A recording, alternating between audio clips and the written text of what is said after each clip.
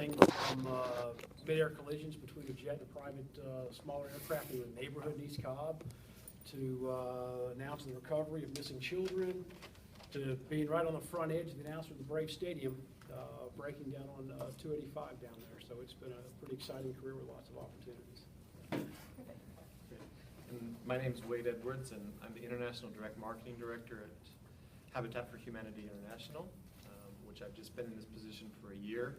Previous to that, I was with UNICEF for 7.5 years in both New York and in Tokyo, where I looked after fundraising within the private sector for Japan, Korea, and Hong Kong. And before that, I was in advertising for about 10 years. So communications is part of that, but also how to tell stories to get people to either purchase products or join to support to eliminate poverty housing in the case for Habitat, and with UNICEF to protect children and make sure that they're able to thrive. So that's kind of what I do and why I'm here. Awesome, thank you guys. So if we just want to go around and start with Debbie, and we'll just say a little something. Thank you for persevering in the traffic. We lost one of our speakers and many of the fellow students, but we very much appreciate hearing from you. I'm Debbie Weatherhead. I'm part of the cohort. Yes, I'm back in grad school, but by day I run a PR firm. So this has been really interesting to learn more about international and multinational aspects of the business. Cool. And what are you going to accomplish with your capstone? That's gotten really interesting because I chose something, and good question. I chose something that I don't know anything about. I actually picked something I didn't know how to do, so I'm learning about organizational communication audits. Cool. And when you're doing surveys and focus groups and in-depth interviews, and it's going really well. So we found a great client. Who is the client? It is a small firm that deals with forests as assets. It's a private equity firm. Cool. It's called Timberland Investment Resources. They're over by Perimeter Mall, and they were really hungry for the work that my project partner and I are working on. Good job. Good call. So, yeah. Capstone, good job. Hello, I'm Emily Yates. I'm in the cohort that just started, and so I'm not 100% sure what I'm doing yet. That's not a bad position to be in. Nice to meet you. Yeah. Hi, I'm Patricia Turian. I'm in the cohort, the 2015 cohort. And I've worked in nonprofits after I got my undergrad, so I've been doing working for Junior Achievement for almost 3 years. And yeah, I decided to go back to school and hopefully do something in nonprofit, but in the communication area. So, yeah. And for my capstone, I'm doing like a social media audit for UNICEF for a campaign called End Violence campaign. Yeah, it's really, I'm excited. Yeah. Cambodia a couple years ago. I'm Buddy Mayo. I'm director of the program here. My title is Director of Graduate Studies. And all these students in the cohort, Emily understands she hasn't got there yet, but they've gone to international, to have an international experience. So when they talk about it, I hope they'll talk a little bit about what they did. I know Patricia did with Cambodia. Debbie went to China. And I got to speak in Hong Kong. Cool. So we're real proud of this program. It's the only global communication program in the Southeast that is a face-to-face. University of Florida, which is Debbie's alma mater, has a global communication program that is online. So this is a unique program, certainly in the state of Georgia. So we're hoping to train people who are going to be, or prepare people who are going to be working for organizations that are going to have global reach. And as you guys know, that's more and more organizations are finding themselves, whether they like it or not, in the global mindset of people, and whether it be constituents or stakeholders, or customers or whatever, or suppliers. So we appreciate you guys coming tonight. David said, appreciate your perseverance of working through the traffic. Ironically, we had a colloquium, a large colloquium for the department for the School of Communication and Media a couple of weeks ago. We had the same problem, a huge wreck on the stage. And I want you to work on that. Okay. I drove right by them way home today. I'm like, woo, that one. So anyway, appreciate you guys coming. Me? Hi, I'm Jacqueline. I'm just an undergrad. Just an undergrad. Yeah. Sell yourself short. I'm just an undergrad. My major is sociology, and I have a minor in African diaspora studies. Tell them about your summer. Oh yeah, I went to Ghana and did my internship at the Cape Coast Slave Castle. How'd you adjust to that? Was it a culture shock? No, because I have West Indian parents, so the dynamic is kind of similar, but it is different. Let's not lie and say it's not any different, because it is. But I absolutely loved it. I do volunteer work. I was just telling her I do volunteer work with the Education Abroad Office and try to convince more people, particularly young African American students, to go to the continent, because they need to go, and they need people. They need people that care. So, yes. A lot for just an undergrad. Better than my summer. Hi, my name is Megan. I'm part of cohort 15 as well, and I just got into the program right after I graduated from undergrad, so right there. And really my focus is journalism. I like to go into magazine media, especially traveling and all that kind of stuff. So, and right now my project is actually studying the visuals that they use in network, CNN and Sky News, and seeing how they use pictures and infographics to convey a story, which I'm very interested in. Okay. So, yeah, that's pretty much it. My name is Elisa Mosby, and I'm also in cohort 15. I'm interested in branding, and I guess my capstone is focusing on entertainment, recording artists. How do they get branded? I'm looking at a in-depth interview type of capstone project. Okay.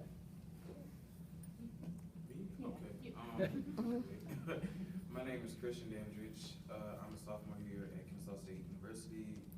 My major is psychology, but my focus is mainly like filming and directing and acting and stuff like that. And I actually have my own television talk show here. Oh, wow. Yeah, and I created it all by myself in 3 weeks. I love talking about that. But anyway, I'm here because I heard this was networking, so I just wanted to see what it's about. Perfect. Hi, I'm Ingrid Everhart, and thank you, Robert, for coming. Absolutely. That's awesome. I got my undergrad at Georgia State in psychology also, master's in business at Shorter College, and now getting my master's in communication. And just like Robert and I were talking earlier, I want to be able to be more creative. Not you can't be creative in business, but I think you can be more creative in communications.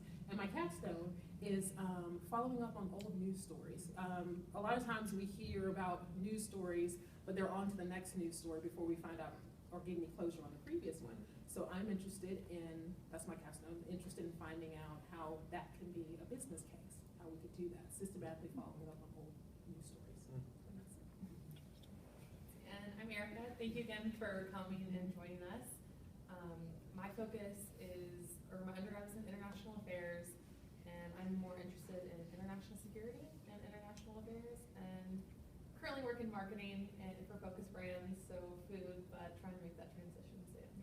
Okay. And I'm Kylie Torres, and I am a part of the cohort as well. My focus is more travel and tourism and communications, particularly Disney. And this summer I went to Disneyland Paris and did some ethnographic research there. Okay. Really nice. Very good. It's a really great project. Then we were going to do an icebreaker, but there is not a lot of us, but that's okay. We have some T-shirts, and it's What's going to happen here? I left my dancing shoes at home. for transition. So let's try to do some trivia. Let's start easy. Maybe just whoever says it first, I think would be fun. Where did she do her internship? Ghana. Boom, right here. Let's see. We've got some sides. See, we told you. Yeah, they're all small. Sorry. Thanks for playing. Okay. Let's see another one. Where did Mr. Edwards, where is he an expat from? Where has he worked internationally before? Hong Kong? China? Cambodia. Oh, he did say Cambodia too. Yes, you are. That's okay. You save the shirts for the working class. That's all right. Are you sure? Yeah, you got it. You got it. There's some more. What? Midriff shirt. Awesome. Perfect. Thank you. I wear it with Yes. pride. Thank you. Okay, another easier one. What is Dr. Mayo's title? Director of Graduate Studies. Ooh, whoa, Her, she got it. whoa. Yes. Good job. All right, so there's 2 sizes left. Hope you like. That's fine. Okay, and then let's see. Who else did something good? What was Inger's undergrad major? Psychology. This is the size you get. That's fine. And it's my size. There we go. That worked out for everybody. All right, so then let's get started.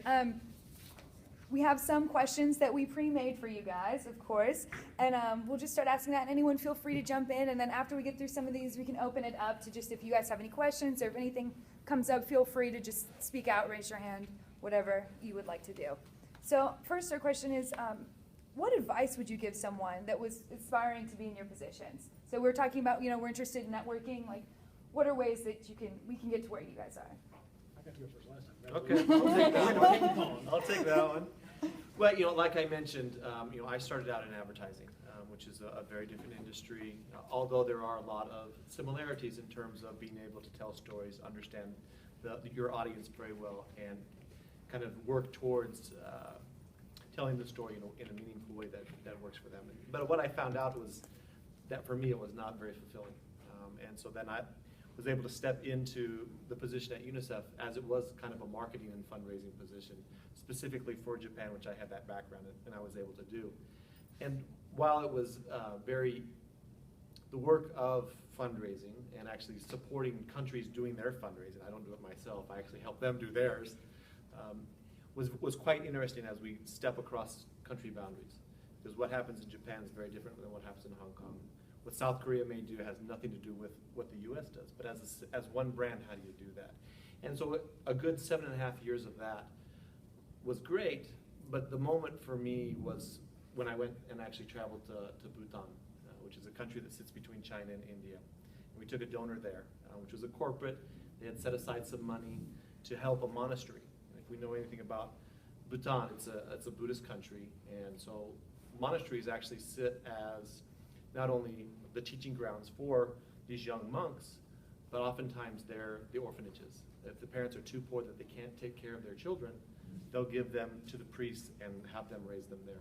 And so this was a project in which they went and built toilets, showers, and faucets to wash their hands because they didn't have one before. And as we talked to them, of course the corporate was there. They had their camera crews because they wanted to film, and this is how our money went, and it was kind of very formal, and it was kind of an interesting dynamic because the questions, they'd ask the questions in Japanese, I would translate them to English, and then our local office would translate them into the local language so that they could answer. The answer would come, and it would go back through that chain, and hopefully it was the same answer that they get. That's a project right there. But one of the most interesting, and for me was kind of a turning point that said, this is why I do what I do, was one of the questions was to a 14-year-old boy.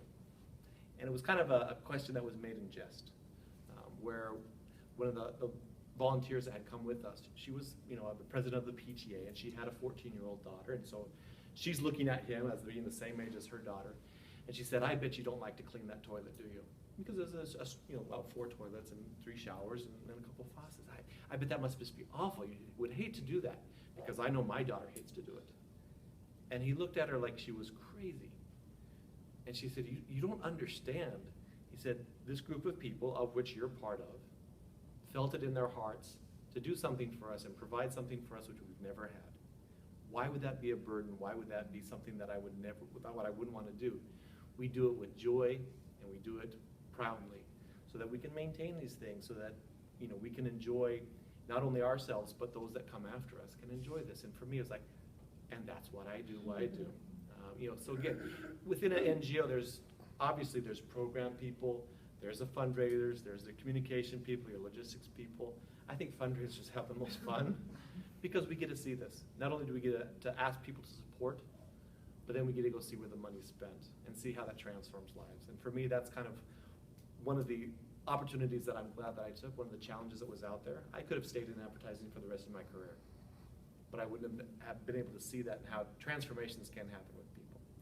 So that's kind of why I do what I do. And with Habitat, it's a different story. Because the goal of Habitat is to provide decent housing around the world. And most people are familiar within the U.S. because of the going on maybe during summer break or spring break. There's a group here on campus that goes to build a house, or maybe with your local church. And that's how Habitat actually got started. And it started here in Georgia, down in Americus in 1976. But we actually work in over 70 countries, and poverty housing outside the U.S.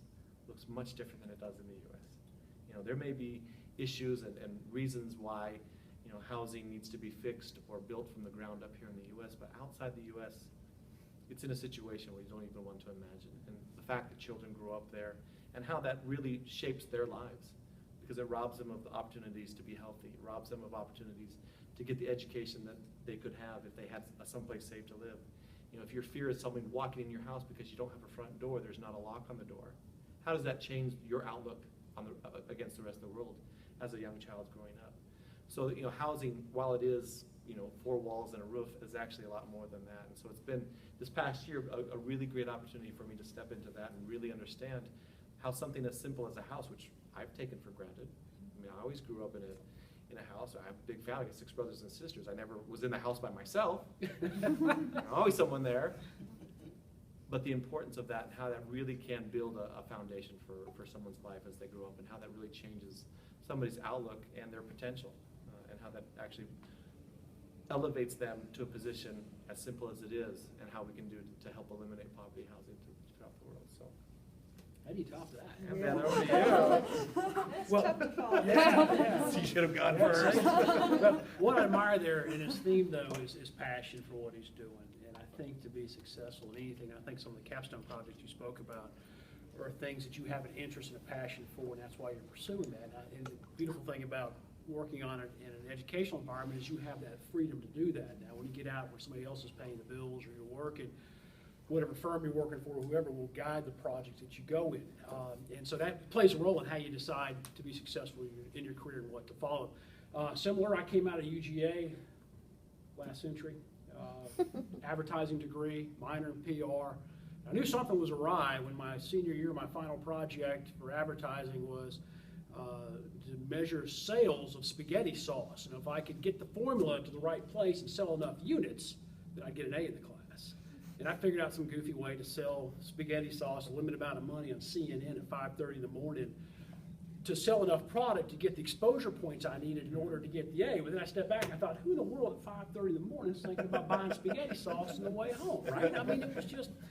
So I thought I had to do something that looked more fun. All the fun jobs are dangerous, so I went and joined the Cobb County Police Department and worked there. And it was a fabulous, fun job. But after about 5-6 years on the road, it came time to apply some new skills. I wanted to be challenged. I'd seen kind of everything you could see, and so I decided to put my degree to work and came up with a proposal to help the police department communicate better with the public.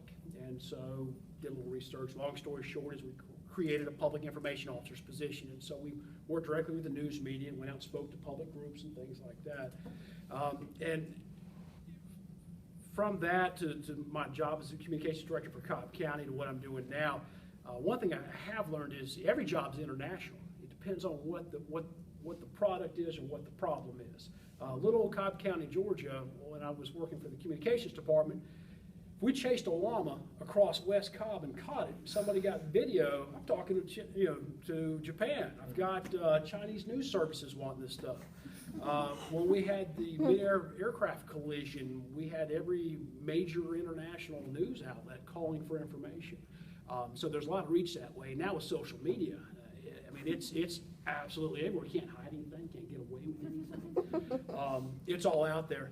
But what I brought away from all that professionally is that the formula is the same no matter what industry you're applying it in. So make sure you know the formula and apply it in the industry you want. The formula is pretty simple, right? You got to have a message to transmit. You got to have a way to move it. You got to have somebody to receive it. no matter what you guys are doing, that's the way it's gonna work. And so if you're smart enough to apply that to the industry you wanna be in, then you can potentially be passionate and enjoy what you're doing. Very nice, thank you.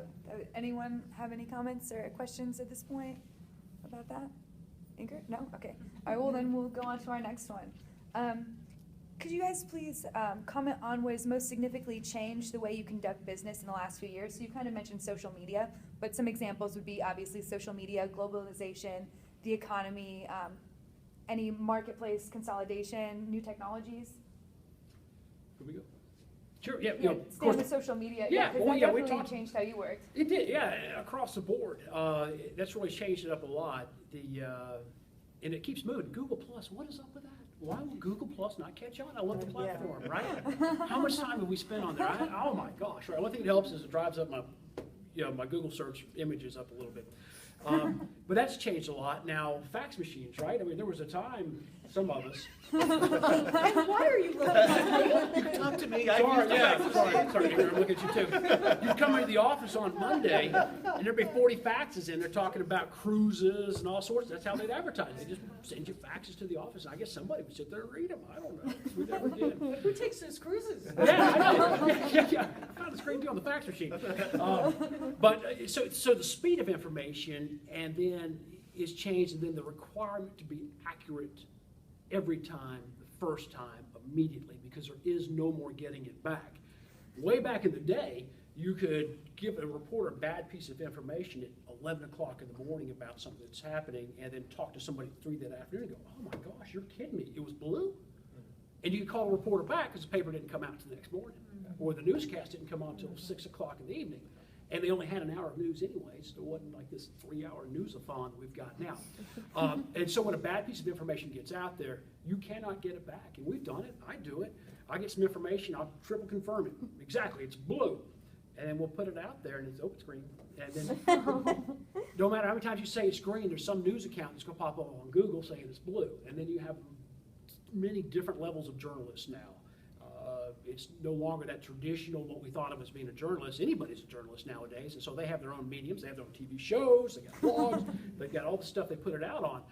And so to me, that has really is what's changed the industry, is you got to be 100% right every time because there's no getting it back. Great. And again, on the social media thing, and just to give a good example of this, and this was several years ago when I was with UNICEF,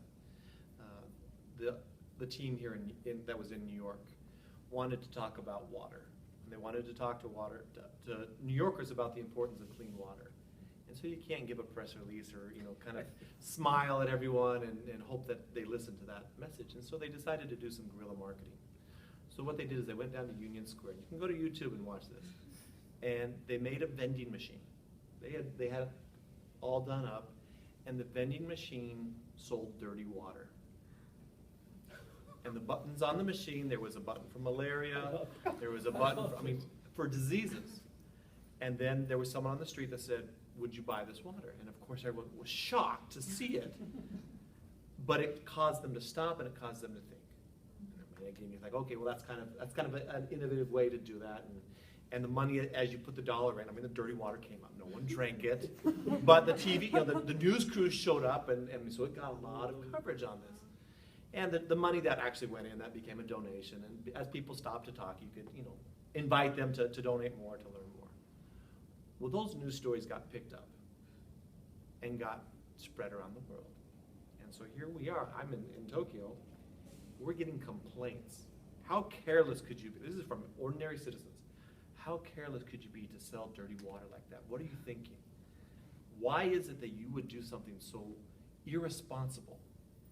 So I said, well, that actually was kind of a promotion. It was, it was an opportunity to teach people, but why would you do that?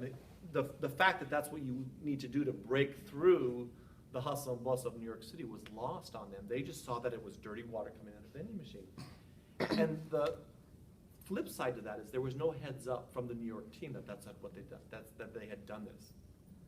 It was only after we started getting about the second phone call, they were like, Google what's going on, dirty water, and found it. Like, oh, okay, that's what it was. And actually it wasn't even anything that was new. It was from a couple months ago. It just took a little while to trickle through, the searches. And so it's taught us that if there is something like that, that you need to give a heads up because it's gonna cross borders and someone's gonna find out about it and there's gonna be questions. And not that they need to take responsibility for it, they just need to be aware of it because there's nothing worse than being caught flat-footed and having no answer. Because then, again, that does look like you're hiding something. It looks like you're, not being truthful, when in fact it's just ignorance because you didn't know. And so what we encouraged our offices around the world, and we do this with Habitat as well, is if there is going to be some event, something that's interesting or different, just give everyone the heads up so that they know, because again, they're gonna get inquiries from the media. We can't get away from that. And so that was kind of something that, for me, I mean, I'm an avid YouTube user and a Google, but I had no idea that would spread that quickly and have that effect. I mean, and these were people that were really angry. We trusted you, why would you do this? We didn't do it at all, it wasn't us. Is not the answer that they're gonna accept either. Right. So it's kind of being able to, give a heads up to those across in different countries because they're gonna get the inquiries as well. Yes, it's an interesting point. I'll add something to that. It's one thing I've found career-wise is that when you have an organization, large organization like that, it's trying to keep all your key principals or stakeholders informed as to what the organization's doing. Of course, we all could read the annual report of the newsletter, but we don't always read the entire newsletter our organization sends out, right? Because we already know everything. We work here. One thing that we've done in the past was every day we compile all of our news media contacts or exposure points, and we would transmit that to our leadership team, which might be 35 or 40 people, every single day. And what I found as a good tool was it'd go out at 5:15 in the afternoon, and at 5:20 I'm getting a call from somebody going, hey, I told it was green. So we're on the phone and we're telling them it's blue. We're trying to get it back in. So, and it's hard, especially something like that, it's hard to anticipate culturally how different that'll be perceived from one area to the other. So I've heard some discussion about auditing internal communications and how that stuff works. And that's certainly a tool that we've used pretty successfully in the past. I have a question. How do you deal with the press being that intermediary? If you tell the press one thing and then something is printed and it gets out and now people are coming back to you saying, no, this is what was in the paper, but you're like, no. The paper got it wrong. Yeah, when the press gets it wrong, and how do you guys deal with that? And how do you deal with the press, I guess, going forward after having to deal with that? Well, I mean, I think, it's finding those journalists that you know and trust as your first initial contact, that know that they understand what the organization does, they understand what it is that we do, so they can get the stories right. But I think it's also just coming out and being very blunt and saying, the correct information is this. And again, the individual that may have said, well, but it says differently here, they can choose to believe that or not. But as long as we're being very upfront and do it quickly to say, we were wrong, the information is this, or it was misinterpreted, this is what the facts are. I don't know that there's a whole lot more that you can do from that. And you, given the line of work that you're in, You're saying it may have more dire consequences. I was looking for an email as you were saying that. I saw it today. That's really a challenge in the communications business. Is you may, I'll throw it out there. The Atlanta newspaper has not taken a very positive view of the Atlanta Brave Stadium project, and they have very doggedly pursued our commission chairman Tim Lee over certain aspects of the program.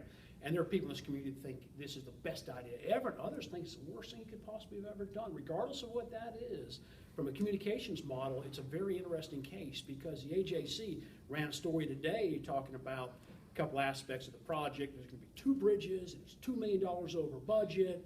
And so what my former client, the county commission, is doing now, their response is, okay, since we can't control what the newspaper is going to say, and they have tried everything they could possibly do as far as stakeholders, finding folks at the paper they've got relationships with, soft corrections, gentle corrections, threats of not advertising with you, everything else they could possibly do. The Atlanta newspaper is still smacking us. So Chairman Lee sent out just a little while ago an email talking about, and I mean, I say, this crap coming from the Atlanta newspaper, and this is, trash, and it's completely based on nothing. It's nothing but lies. And so now he's going head-to-head with Dan Kleppel from the AJC. They've been doing this for some time now.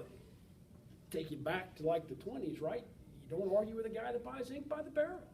Bottom line is you can get frustrated and slash and thrash out all you want, but they're going to come back and keep hitting you. That happened with the Cobb school system. They had Superintendent Joe Redden, this is way back, and he and the school board got sideways with each other, so the local newspaper, the Meredith newspaper, took a serious dislike to Joe Redden and began to attack him routinely in the paper. And so Joe got to the point, they just started putting rebuttals on their website at the school, trying to get their message out there. The problem is they're only hitting their fans, that are people who already have business on their site. So you can preach all day long to the choir, but if the congregation's not seeing your message, you're wasting your time. You've got to reach out to them. And so that's going to be the challenge for the county commission right now, is just trying to rebut that from the AJC. I'm not sure how they're going to do it.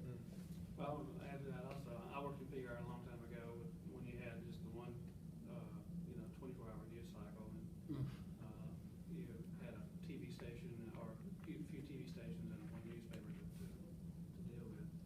What I found occasionally was that people in your organization, I was an organizational PR person, would get facts wrong, but they would never hesitate to stop you and say, I saw this information and it's wrong, and this is what it's wrong. And then you have to say, well, where did you see it? And inevitably, it was always, you'd be on your way to lunch, or on your way to dinner, or on your way to your car, or something like that, and they would stop you and they want to tell you. And what it did for me is said, well, gee, that somebody's seeing my message, so that's good. But and then we'd always have to go back and find out, was that information put in wrong or broadcast wrong? Do we have information wrong in the news release or something like that? And I would say 7 times out of 10, it was they were wrong. And they saw something that they did not really, that they thought was wrong, but it was actually correctly printed and broadcast and stuff like that. But you never can lose patience with the people that you work with, and that's one of the big, it was mind-boggling, the number of people who would tell you how badly you're doing your job, because you are in public relations, not private relations. Yeah. And but you always have to keep your cool about it. I just will add one more thing, that a lot of the communications people that do work within large NGOs actually do come from journalism. So they understand how the media is going to take their messages. They know how to craft it in a way so that it is usable in the different media channels. So that also kind of helps, instead of in the past where it may have been kind of a more bulk statement, they know how to kind of sculpt it because they were on the other side. And so they're able to do that in a way so that there is a good level of back and forth, with the different types of media, whether it's people that have worked with at CNN or BBC or some of the other different media channels, they get it. And so they're able to help craft so that the message goes out in the right way. Yeah, how can you all send out the old boilerplate 4-paragraph press release? Pound on the bottom. Doesn't happen much anymore. Yeah, it's the leadership, the bosses are always like, hey, we need to get a press release out about that. And I'm like, well, let's just do about 22, 23 words, stick it on Facebook, break it on Twitter, and let's see what happens there. Wow, it's in the paper. Didn't see the press release. I'm like, yeah, we don't do those anymore, boss. Doesn't happen. Yeah. Exactly. Yeah. Debbie, did you still have a question? Or did it get bypassed? No, it's okay.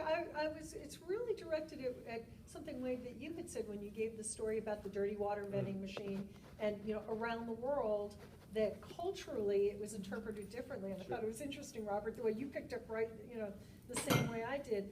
We talk about that in our classwork, is that culturally things are perceived differently. Sure. So if you could go back in the time machine now, and if you had known in advance about the stunt that was very successful in raising awareness, how would you have explained it in advance to your constituents, to your stakeholders, so they would have understood that it was never intended to distribute dirty water or disease-ridden, water? Yeah. Well, and again, I don't know that you can ever be that far ahead of the curve to be able to do it, right every single time. But again, if we would have had a heads up that this is what was going on and this is what they expected the result of it to be, then we could have at least internally crafted a message so that when individuals called us or when the media called us, that we didn't have to say, can we call you back? Right, That we had an immediate answer, because again, are there not PR stunts like that in Japan? Was that part of the? Not at that level. Okay, so that was like the very core of. I think that was a lot of it. Yeah. And so we even talked about it, like, that's actually kind of it is shocking. Should we do something like that here? And it was absolutely not. You sure? I mean, it would get a lot of attention, not the attention we want. So, I mean, that got, stopped real quickly. I mean, one of these other trends that we saw, and that we had to actually kind of step in to do it a little bit differently. If you watch late night TV. It's not a 5 a.m. spaghetti commercial, but you watch TV and you see these direct response television ads, from ASPCA where you're talking about the sad dogs and or other things, and so it's a very good fundraising technique, and it works, and that's why you see it on TV. And so within UNICEF that had been taken off, and several countries had started to do it. We're doing it quite well, and so we were doing globally produced spots, and so then each country could take it, do the subtitles, do the voiceovers. The phone number is different, the email or the website was different to drive people there, and so it was starting to take up. But what we were finding in Japan is that asking for money on a monthly basis by TV was not.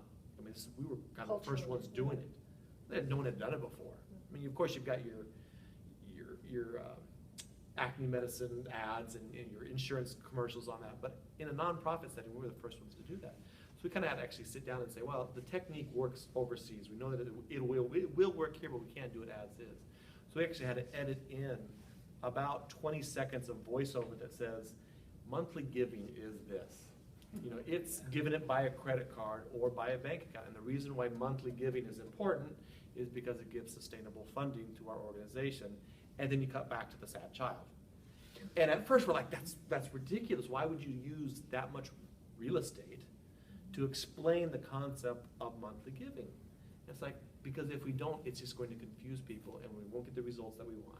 So we're willing to take that risk to cut in for that educational purpose on something as very simple, in other countries it seems simple, as the process of giving on a regular monthly basis. And it worked. It worked. But again, there was a lot of heeing and hawing and hand-wringing that no, we can't mess up the formula. There's a way to do it that's been proven in other markets. Why would you want to add something extra to it? It's like, well, we know who we're talking to. We know the market within Japan, and if we don't do it that way, the message isn't going to get across, and it's not going to work, and our ROIs are going to be, and we'll say, see, it never worked. It couldn't work. Whereas it wasn't the DRTV spot itself, it's just the fact that people aren't familiar with giving on a monthly basis and what that means. And so that was kind of something that we had to supersede the experts at headquarters that said, this is the way we have to do it in order to get the message out correctly. So is there ever going to be like a universal ad campaign for organizations that are like worldwide organizations? Is there something that works across the border, or you always have to study each market? So I'll take off my NGO hat and I'll put on my advertising hat. No, it's never the same. The closest you'll ever see that is probably Apple, and it's still not the same. We would do that. What about musicians that help raise funds for disasters? Does that cut across cultures? Well, but you've got someone who's popular in Europe, no one's going to have ever heard of them in Asia. Someone who's extremely popular in Asia, no one in the U.S. So that's why a lot of times you see kind of the collaborative, someone from each continent to be a part, because there isn't something that necessarily cuts across everything. The base is there. Yeah, you have message strategies that can be similar, like a mother's love for a child. Yeah. But how you go about and demonstrate that It's very is a different. little bit different. Yeah, and it's something as simple as we wanted within this, again, going back to UNICEF. We thought that it was very important to talk about HIV/AIDS and to kind of offer that as a fundraising campaign. And it worked. We started it off, we prototyped it in Canada. It worked really well. A lot of people were like, I want to support that. I want to, HIV/AIDS, and how mother to child transmission happens and how there's actually a way to stop that. That's a great message. They took it on. And so, so who else wants to do it? Like, it's too sensitive of a topic, even though within UNICEF, that's one of our core elements of the work that we do. Like, can we talk to people about that? Will this resonate with individuals as something that they would be willing to support? So South Korea was the second one to take it up. Like, we'll do it, because there's a good Christian population in South Korea, and that's to save a child is an important message. Let's look at it from that angle. But their end effort of what they did looks so much different, even though HIV/AIDS and eliminating HIV/AIDS was the message and the theme. The way that it was presented, totally different. Both worked well, but they didn't resemble each other at all.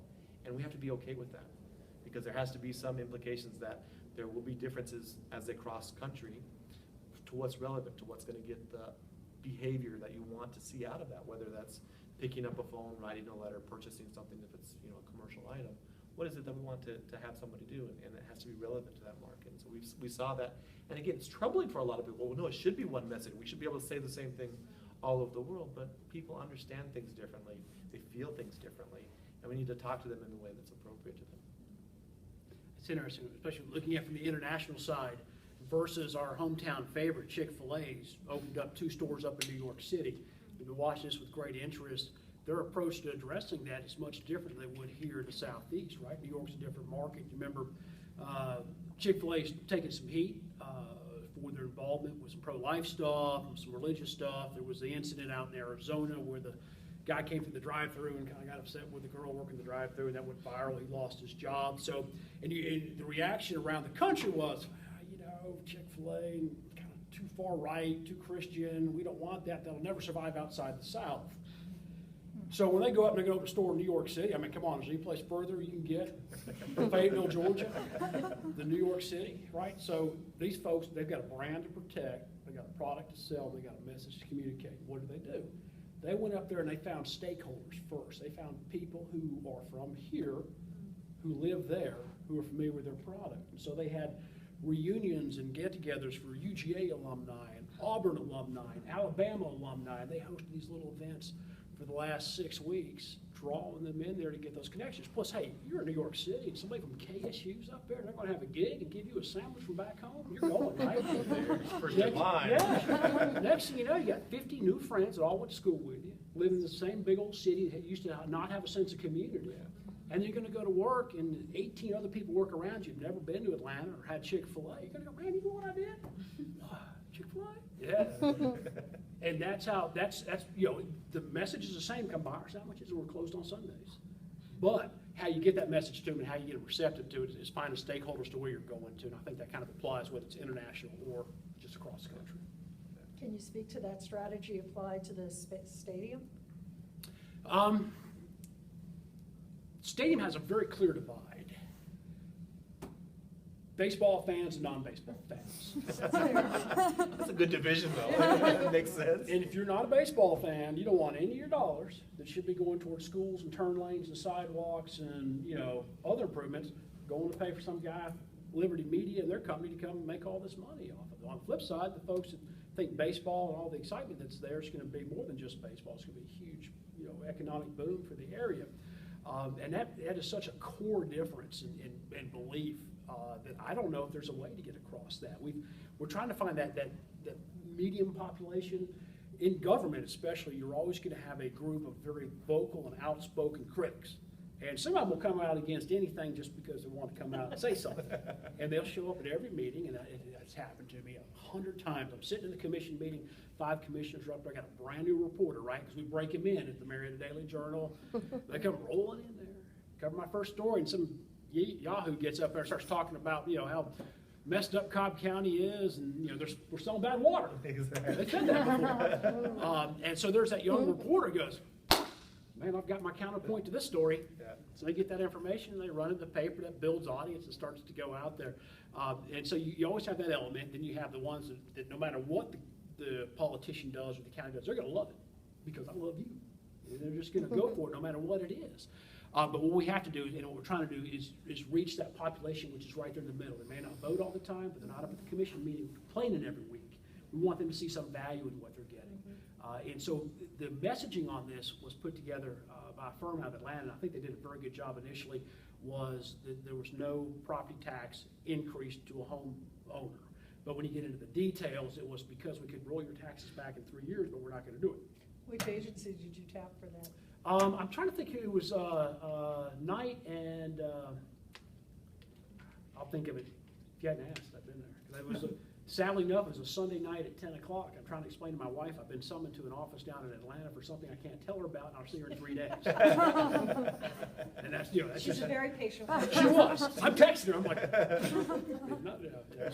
absolutely. But so yeah, it's tough to get to that type of audience. But certain things like loving kids and eating food, everybody likes that.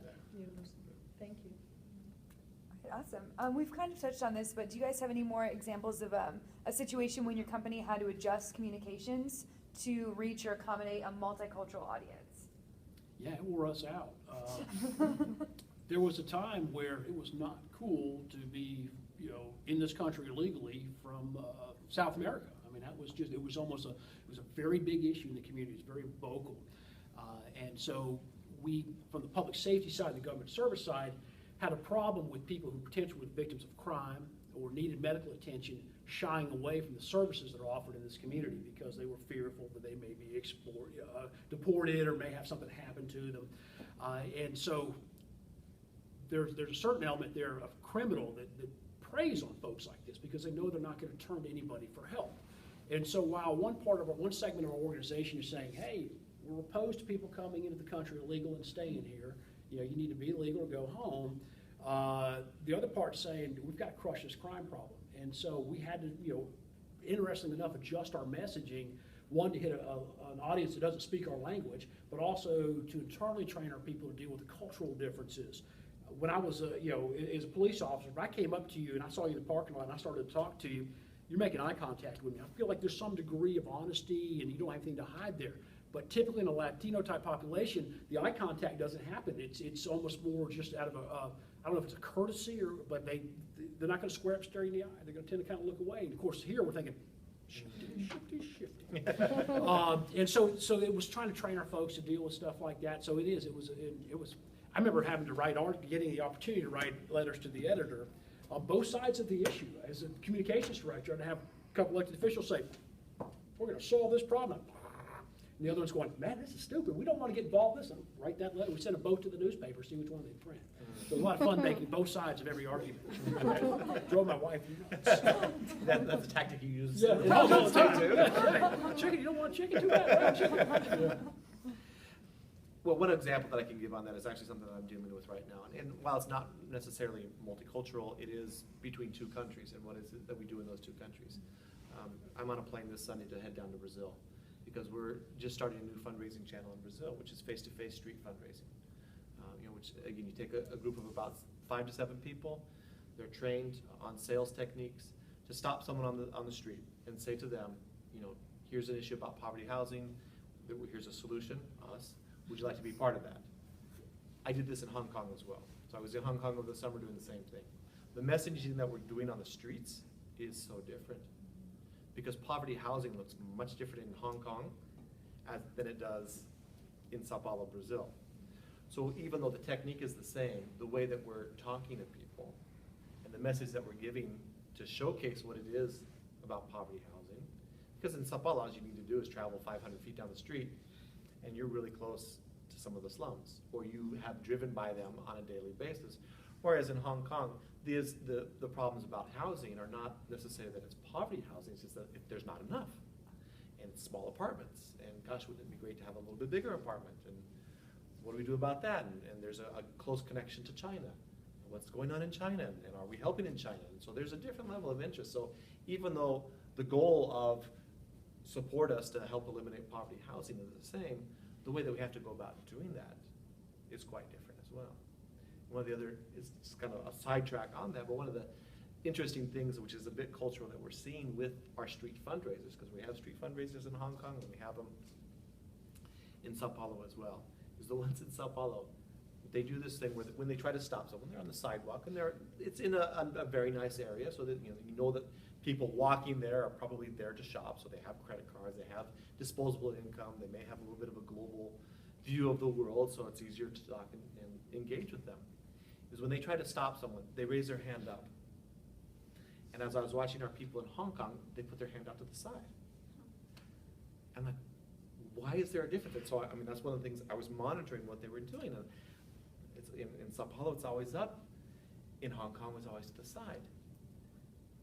And so, I mean, as we were talking to the facers, what they were saying in Hong Kong was, well, we don't want to be in their face. We're just trying to, get a little bit of motion so they look up from their phones and see that I'm here. Whereas Sao Paulo was a lot more, I don't know how to say it, they're deliberate in the fact that if they raise their hand up, you're going to look at their hand. And where do your eyes go from your hand? Down to my eyes. And if you see me in the eyes, we're talking. Whereas in Hong Kong, and I had to bring this up because they're like, we just want to get their attention. And I said, but you understand what happens when you hold your hand out to the side, is they look at your hand, and then they avert their eyes because they have no reason to look back at you. So you're actually promoting them to walk by you without ever talking. And the agency that we're working with, like, well, we never really thought about that. Because again, we're just trying to get them to stop. And that, we thought that was good enough. I'm like, well, let's try some different things. So we're actually taking learnings from other countries to say, give this a shot and see if that works. So we're still kind of waiting to see the results of that. Have you tried that here? In the US, we haven't. Because street fundraising, you see it in New York. Yeah, you it's see like, it. yeah, I think it's called pandering, you know. It's not pandering, they're wearing uniforms, they have ID badges. But the US is a little bit different. Yeah. And when I was in New York, we would see it a little bit, but there's some issues with doing that. And especially for Habitat to do that in the US is a little bit tricky because we have 1,400 affiliates, which are geographical volunteer groups that are established to work in their communities. And if Habitat International is in their neighborhood doing this to raise money to go outside of the country, they're kind of like, well, this is our turf, let us do our own thing. And so we're kind of negotiating how we can do that a little bit better. But outside the U.S., street fundraising is the #1 way to raise money. And it's, and so it's a method where we're taking our learnings from Hong Kong, what works in Sao Paulo, how can we teach each other some best practices, so that, and there may be something that's interesting that they say, well, gosh, just as in Hong Kong, the difference from this to this, that's a small technique, that's easy to teach a facer to do that if you remember, and your arm doesn't get tired. But it may be unique for the market that we can say, and if it improves our results, gets more people to stop and talk, because that's all we need to get them to do. If they'll stop their feet and talk to a facer, we can sign them up.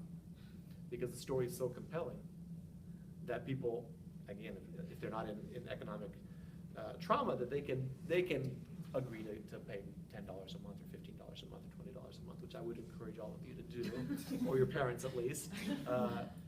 And so it's kind of interesting, for me as I work across geographies to see that. We're going to start working in India to do the same thing, but it may be a little bit different because the financial backbone within India does not necessarily allow, the banks don't allow for this direct debits. So how do we go about doing it? How are organizations doing it now? They actually have a team of guys on motorcycles that go visit everyone's house. We're here this month to pick up your payment. Wow. And it's cash. Now that's a logistic nightmare, one that I don't really want to think about. So we're encouraging the agencies that we work with, find us a solution so we can do this better. But again, we're going to learn something in India that we never knew in Sao Paulo, that we never knew in Hong Kong, and see what we can do so we can take learnings from across borders to implement somewhere else and see what that does for us. How do you deal with cultures that are not used to like volunteering or donating to a nonprofit? Because I saw that in the nonprofit where I was working in Cambodia, that for us to like fundraise money, we didn't target Cambodians. We had to target people from all around the world. That happen to be living there, sure. Yeah, and a lot of people said, like Cambodians are not used to donating to this organization, even if you're helping Cambodians. Sure. So how do you deal with that type of? And again, it differs market to market, and some people used to say, well, how can you fundraise in Japan because Japan isn't a Christian country? Because oftentimes donation starts from a Christian culture of giving your tithing at church, or the plate goes around, but it actually happens, but it happens in different ways. In some cultures, helping someone means you go over to their house and you clean it, you bring them a meal. While it's not money, the act of helping someone exists within most cultures, because we're all human beings, and that doesn't that translates across borders. It looks different from country to country. Especially you're working in collectivist societies. Exactly. We're all over the place. It looks a little different wherever you're at, but some of it is the method in which you go about doing it, and how you ask and how you demonstrate how that money is going to be used. Because in some places, one of the things that we did quite well in Hong Kong, and this is with UNICEF, is we set up a marathon, a running race. And you see that all the time in Atlanta. You go down to Piedmont Park every weekend there's something. But it doesn't, in Hong Kong it doesn't exist because it's too small of a city. It's too congested. You can't stop traffic for 3 hours and let everyone run a marathon. So we actually worked with Disneyland, and it's a run around Disneyland, and it's a marathon. And everyone signs up, but part of their sign-up fee is a donation. And then we have their name and their address because, of course, they want to get their pictures at the end of the game. So we can call them up and say, hey, you know, I know you ran your 5K, you ran your 10K, you ran your half marathon or your full marathon, but did you know that some of that money is actually going to do this? Would you be willing to do it more? And so the ask was not initially give us money because it would give us a donation, participate. And again, it's not even a volunteer, participate, do the run, which you want to do anyway, and then let us open the door and talk to you. And some people would say, no, I did it for the t-shirt. You know, I wanted to run and that's all I wanted, and I have no interest in doing it, and that's fine. But they've at least then heard your message, and you've given them the opportunity. Because we're not trying to sell anyone on anything, we're just giving them the opportunity. If they want to support, they want to help, great. If not, we'll look for another opportunity. That's a really good point. You kind of hit on something there as far as with the race around Disney is collecting that audience. Nowadays, you have to build your own audience because there's so much competition with so many channels that you're not going to reach somebody. If you've ridden up and down I-75 in the last month, you've probably seen the same billboard 15 times, and most likely you don't remember what it is. Flip through the channels, you hit social media, wherever, you're not picking up a message. So that's a huge challenge, is grabbing audience, and you have to always be pretty assertive and aggressive in doing it. That's a great technique there. We would, if you signed up for your kids to play ball in Cobb County, or you signed up for the library services, anything else like that, we'd capture that email address. We'd build it. Yeah, we've got about 60,000 email addresses that we send a piece of Cobb County government spam to once a week. Right? It's coming to you whether you want it or not, unless you unsubscribe, and you're not going to hear about the next ball tournament. But capturing that audience is huge. It's a big challenge. We've just now, our sheriff in Cobb County, Neil Warren, he's about 67 years old, just now getting on Twitter.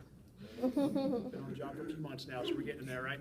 So we're trying to build some audience. We had the account set up. We couldn't figure out. Oh, we had 3 followers. It was me, Jimmy, our intern. So we've been working on it. But so in order to build that audience, right, you've got to get out there. Well, if you look at on a political sphere, a white male in his 60s as a politician, most of his followers are going to be a similar demographic, right? Do you guys even know who the sheriff of Cobb County was prior to me saying his name? Probably not. You, Inger, did, but nobody else probably did, right? So how do I strike audience there? So Jimmy the intern is a great kid, by the way. He's like on this little sniper mission. He's out there. He's picking us up followers. He's out there and he's connecting with every reporter in the Metro Atlanta market one by one with a message saying, "Hey, if you need Cobb Sheriff, catch us here. Follow us. You know, we want to help you." And so they're liking, they're retweeting, and so we're picking up 30, 40 followers a day right now, and we're trying to build that audience. And then the other part, of course, is having value in your message. Once you get those addresses or you get those followers, if there's no value in what you're putting out, they're going to get rid of it. I mean, how many times have I gotten something from Sears? One time I went there and returned a shirt to the Land's End thing, and I get a message from them every week about tires. I need tires once every 6 years, guys. So, boom, you unsubscribe from them. If something comes in that's got value to me or my family, then that's what I'm going to follow. And so it's interesting to strike the balance between staying in touch with them, but not enough that you're harassing them. And so with the sheriff, we're now trying to get him to get a little more caustic in his communications, maybe. Let's get something out. I want something somebody's going to retweet. Don't say anything too outrageous. But get on the front end of an issue for a minute and let that get out there. Let us drive our numbers up. And we'll build that audience that we can then turn around and use down the road for a community required message we've got to get out, or some other message we want to send. That's great. We've talked about globalization, sort of. But just continuing on from everything we've been talking about, has this globalization, like how the world is just kind of shrinking with cell phones and technology, how has that impacted your guys' organizations, like directly? For us, everybody's a stakeholder, because everybody lived here at one time or another, who we hear from, and so they may move across the country and they hear about something goofy that we've done here in this community. They're going to send a message and let us know. And when you get an email, you don't know where it comes from. It comes from some domain. So it could be somebody in Cobb County. It could be somebody from all the way across the country. Inger and I have been through a few of these where the county's animal control unit, which is a great group of folks who do very good work, they do good work, excuse me. Every once in a while they'll mess up. They might put down the wrong animal, or they'll make a decision that the community doesn't agree with, and somebody who's very passionate about animals puts it on their Facebook page or they put it on Twitter, and it grows and it goes and it goes and it goes and it goes, and it gets to the point that it's across the world. And so you have the poor commissioner from Northwest Cobb County sitting in her office going, I just got 487 emails in 20 minutes. is everybody in this county against me because of what's happened here? You know, they don't say, well, hey, I'm from Australia, you know, but it's, and so there's no way to really decipher, break that down. And so in order to handle that, a lot of times we have to grab the emails as they come in and divert them into a special folder so we can go back and count and review them. That used to always be my unfortunate job, was to go in there once a day and go, wow, we got 9,372 emails against and 12 in favor. You know, the 12 in favor contribute to your campaign, so I'm pretty sure they're biased. And so, yeah, but so you no longer have that ability to say, well, it's just the people in Smyrna that are mad. Everybody's mad. Say one of the ways that globalization affects the way that we work, and a recent example, that would be the earthquake in Nepal. Earthquakes and emergencies, whether they're natural disasters or man-made disasters, for nonprofits are the prime time to be out to fundraise. But there's a very short window where it's typically 24 hours or 48 hours. After you hit that window, the people who are going to donate, they've already donated. And so it's a little bit difficult for us at Habitat because we're not a first responder. We go in afterwards and we rebuild houses. So we're not saving lives. We're not the Red Cross. We're not UNICEF. We're not Save the Children, who are doing life-saving work the first week, the first month. We go in for it. But how do we go out in order to raise money? Because we know we're going to need to be able to build the houses, and we need money to be able to do that. So how do we go out, and how do we get the information from Nepal? Of course, we have an office in Nepal. Are they trained and able to be able to provide the information that we need globally? And how do we coordinate that? I had the personal experience because I was in Japan during the earthquake and tsunami when that happened in 2011. And so our Tokyo office became the hub of information globally. And so we were actually having to have nightly meetings because when you have to line up the time zones between New York, Geneva, Copenhagen, and Tokyo, Tokyo's on the short end of the stick. So we were starting those meetings at 10 o'clock at night in the office.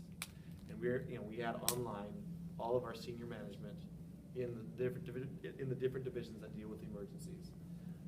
And we're giving them daily updates because they needed to have that information, because they needed to then disperse that information out. What we do within UNICEF for emergencies, because it's so important, because if you think about it, there's people go with different reasons into that emergency situation. And oftentimes, the communications people that go in are looking for facts and figures. They need to talk about the scale. They need to talk about exactly what's happening, which is not necessarily a fundraising appeal. So we would actually send somebody, and they've been trained. It was actually a journalist, and they had worked in emergency work before becoming a fundraiser, so they knew both sides of the story. And so we would send them in as a freelancer.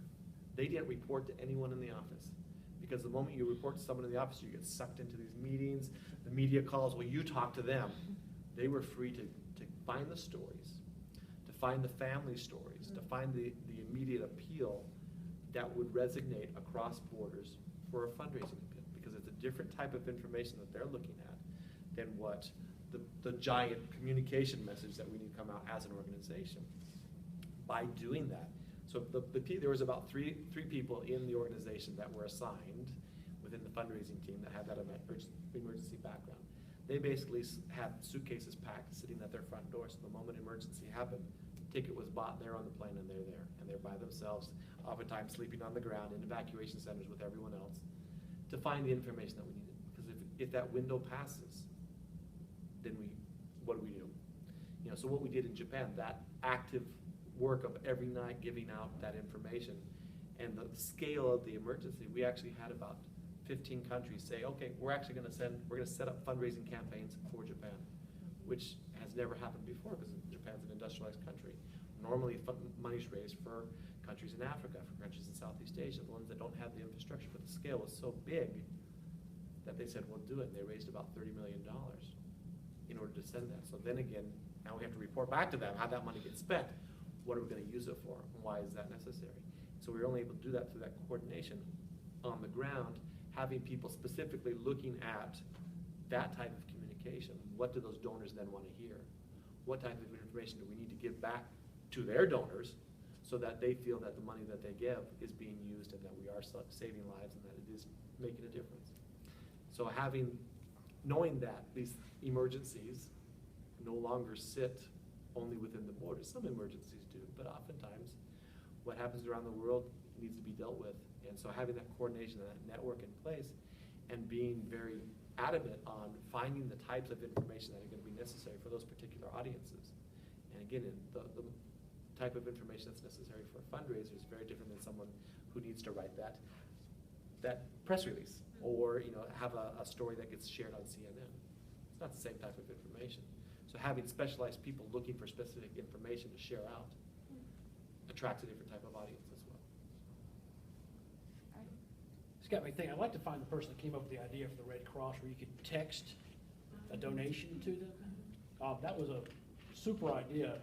My 14-year-old was very compelled several times to donate. But I mean, that's the thing, that call for action, there's actually a mechanism there now to get money in hand. That's amazing. Yeah. Well, switching gears a little bit, are there any, like, specifically in your line of business, regulations or business protocol that affects your communication options? Like, for example, are there some things that you can't put in writing or emails because it's critical information that hackers could get at? How does that affect your communication process? Well, that's a Lock the doors, we're here for another wow, yeah. That's a pretty tough area, especially government communications. With open records, unlike a business, with government, we work for you, and so you should be able to come in. I've been a long-time advocate of this, very unpopular sometimes, but I personally feel like, unless it directly relates to a law enforcement case involving capture of a suspect or somebody's privacy when it comes to sexual abuse or child abuse, that you should be able to walk into my office with a little bit of a heads up or notice and come rifle my drawers, jump on my computer, search my email, see what's going on out there. You should have that right because you're paying the bills and you want to make sure I'm doing my job. On the other side of that, though, is in organizations like ours, there's some things you'll want to communicate out that way. For example, information will sway the public quickly and sometimes prematurely. Let's say we're trying to decide if we're going to put sidewalks down a very busy road in East Cobb County, and we've got 3 designs we're looking at, and somebody sends an open records request and says, hey, listen, we want to see all the emails you have related to sidewalks on Roswell Road. And we get these requests all the time. And you turn it out, so the only 2 options to get out in the public are A and B, and the public never sees C because A and B have become now the focal point of the entire community. And so the conversation never advances from these 2 options to the forthcoming public community meeting where everybody who lived in the neighborhood could come out and look at it and go, wow, C, that's the answer. But you never get there because that information gets out too early. And we can't stamp things confidential or draft or anything like that. I mean, it's all fair game. So a lot of communication happens verbally. It's like, hey, here's our 3 options. Let's talk about this. And so we're able to, communicate that information. Sadly, when you go down the road 10 years and try to look back, there's very little accounting of how these decisions were made other than what the clerk might have in her minutes. And so by necessity, how you communicate is driven by that. Does that minimize things being taken out of context if you can leave them in the verbal? It does, because that nugget of information never escapes the organization, or if it does go out, it's being delivered, it's a crafted message versus somebody picking up a snippet. I might send Inger an email and say, hey, you're a real goofball. What they don't know is that she and I were joking around by the Coke machine 20 minutes ago, and she, bounced a spoon on her nose. But, county communications director attacks commission assistant. So it's context, and that's with, especially with email, that's kind of iffy sometimes. Well, to address this question, one of the things that I want to talk about is with NGOs and the projects that we do and how we fundraise for them kind of changes the communication that we do around them. Because, if you're not a child sponsorship organization where you say your money is actually going to help this child, oftentimes the visuals, the communication that you give it's a representation of where your money is going to go to help. Because it's very difficult to box yourself in to say, there's this one project that we want to raise money for, and you don't know if you're going to raise $1 or $1 million. If you only need $30,000, what do you do with the extra? Because you've told everyone that's going to go for this specific project. So it's kind of you have to be a little bit, I don't want to say vague, but you have to say this is a representation of where your money's going to go, or it is on a country basis, or it's in a neighborhood basis. Because if you're overly specific, and it's a little bit different when you're talking with corporates, or you're talking with the government, or with foundations, because they want their money to go something to very specific. But you have to then, on the program side, develop proposals that meet that goal, because we know, heads up, that it is $100,000 or it is a $50,000 grant that they're gonna give us. What do we do for that money? Whereas to help this neighborhood, okay, we kind of know what it's gonna cost, but we don't know until the money comes in what we're gonna have to work with. So we have to be a little bit open in terms of saying that oftentimes the money that we're asking for will help this project, and anything else will flow to something similar. And we kind of had this happen, in the emergency in Japan. Within UNICEF, one of the common phrases that we have to use with the emergencies, because again, you just don't know how much money you're going to raise, is any money that's raised in excess of what we need will be used for other emergencies. Which, most people are fine with that. They're like, of course, use it, and if there's not the need, use it for something else. But that was taken very poorly by donors, because up until now, all the emergencies that they had been given to, in the Japan context, had been for overseas. And so you don't really care. I don't know where the money's gonna go. Yeah, it needs to happen, but at the end of the day, I've done my good deed and I'm all right with that. But this is just right up the street. And they're, and it's on the news cycles, and it's, they're actually taken off, there's no commercials on Japanese TV for the first 6 months because advertisers thought it was inconsiderate to try to sell product when people were living in evacuation centers. And so when we first went out with the message that said, any money raised in excess of what we need will be used for other emergencies, we had people that were unbelievably upset and went to the media to say, they're lying, they're using the money improperly. And so we actually had to take that tagline off and say, okay, all the money raised for this will be used for this, and we'll make sure and we'll be accountable, and we'll go back and document exactly what every penny spent on. And we did that. But that difference in expectations of an emergency that happens overseas, I don't care where the money goes, because I know it'll be used correctly to something that's very personal to me. Because I may have cousins or aunts or uncles or a friend that I went to college with that's living in the evacuation center because their house was swept away by the tsunami when it came in. Changes your perspective and your expectations on that. So that communication had to be recrafted because it was something we didn't anticipate was going to happen. We didn't anticipate that backlash of, if you're going to take my dollar or my 100 yen, I want it to be used specifically for the relief efforts within this country. Don't take it anywhere else, use it here. So that was something we kind of had to juggle very quickly with and have a very difficult conversation, because that broke the normal protocol that we had. But we knew that if we kept with that was going to snowball into a media nightmare, and we would no longer be able to raise money. So it was better to take off that, to get a bypass on that regulation. And again, it's a UN agency. I mean, these things are written in stone. That's not an easy task to do, but when we proved the case, then we got that exception. We were able to do it, take off that communication, and communicate out that actually all money that was raised for this emergency would be used for that emergency. But again, that was something that we had to learn on the fly and make some very quick and difficult decisions to be able to honor what the donor wanted and to be able to demonstrate that we were good stewards of their money. Great, well, thank you guys. Those are all of our questions that we had pre-made. I'd like to open it up. Does anyone have any follow-up questions with anything we've discussed? Do we have anything? Point something out real quick. Make sure you pay attention to this Volkswagen store with the emissions and the software and how that's being handled. I mean, you're looking at the backbone corporation to several auto manufacturers, and this will probably be one of those case studies, kind of like Tylenol was back in the 80s, on how do you either successfully avert a crisis or do you end up shredded and out of business. I've been watching that with great interest. I encourage you to. I think it's global. It impacts stakeholders on every continent. Some of y'all may have that car sitting in your garage. It just lost $5,000 in value. Congratulations. How are they going to salvage that brand? So I hope you join me in watching that. I think it's a pretty cool one. So maybe one other comment from me. As I mentioned, I was in advertising before I stepped into the NGO world, and that's actually something that we see quite a bit. If you think about NGOs and how they're set up, there's no luxury to train people. So you have to hire people that know what they're doing. And it was evident within UNICEF that we actually had a lot of doctors that worked for us. Because who better to talk about medical interventions than a doctor? How do you convince a government to give a grant of $20 million unless you have several doctors that say, actually, that is the exact right thing to do, to talk to the doctors from the government that are gonna sit on that board to make that decision. And we saw school teachers, they had spent their, first 10 years teaching school. Now they work in the education sector. So if you're going to start talking about education interventions and how to better set up educational policies in other countries, who better to do that than a teacher?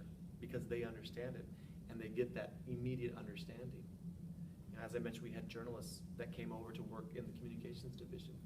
So I mean, I think there's a lot of opportunity to find the career that you want to do, and there's always opportunities to come into NGOs and utilize that experience, because there is that need, and there is value in that expertise, regardless of what it is. Because within an NGO, it's so broad in the work that all NGOs throughout the world do, that there's probably a nice crossroads where your experience that you gain through the work that you decide to do after you leave will bring value, and you can make a difference in people's lives. And so I would encourage you to kind of keep that in mind, because you may want to do something else, but always remember that the experience that you are doing can cross over into the NGO world, and that there are opportunities to have that experience actually change people's lives. It's actually very powerful.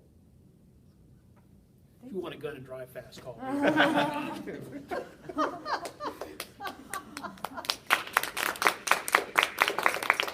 Thank you both. Good job, buddy. Little gifts for you guys. And you don't even have to answer trivia Yeah. questions. I'm like, ladies extra large, what is that? What is that man size? That's a gift for your wife. Form fitting, huh? And then Thank also, you. yes, of course, thank you guys so much. You were so insightful, and thank you. We all really appreciate it. And then also, we have another symposium that we're going to be doing with expatriates on November 12th, so mark your calendars. Same place, same time, November 12th. So, thank you guys so much. Thank you.